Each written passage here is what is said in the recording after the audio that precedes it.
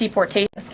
Garrett. I have one other question, but I want to follow up on Katie's question, actually. You said the mass deportation campaign would continue, but she asked about the flights specifically. Will those flights to El Salvador continue while this case is being appealed? We don't have any flights planned specifically, but we will continue with the mass deportations.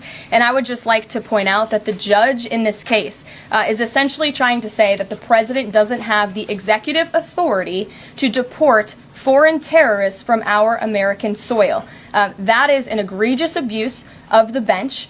This judge does not have that authority. It is the opinion of this White House and of this administration, and that's why we're fighting this in court. And it's very, very clear that this is an activist judge who is trying to usurp the president's authority. Under the Alien Enemies Act, the president has this power, and that's why this deportation campaign has continued. And this judge, Judge Boasberg, is a Democrat activist.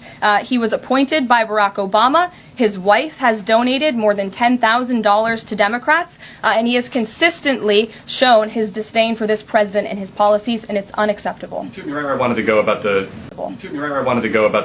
idea that these people are all foreign terrorists, but Judge Boasberg was originally appointed by George W. Bush and then elevated by Barack Obama. I just feel like I should clear that up. Well, let me just say something to that effect, Garrett.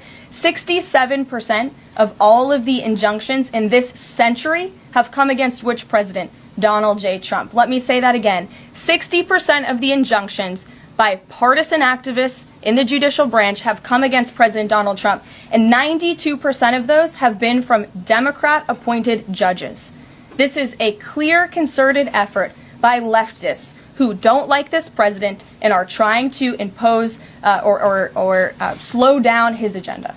So, given that, do you think it's a good use of Congress's time? Don't like this president and are trying to impose or slow down his agenda. So, given that, do you think it's a good use of Congress's time and the president's political capital to try to impeach and remove a federal judge, which would take 67 votes you're unlikely to get in the Senate? Well, look, the president has made it clear that he believes this judge in this case should be impeached, and he has also made it clear that he has great respect for the Chief Justice John Roberts, and it's incumbent upon the Supreme Court to rein in these activist judges. These partisan activists are undermining the judicial branch by doing so. We have co-equal branches of government for a reason, and the president feels very strongly about that. Jackie.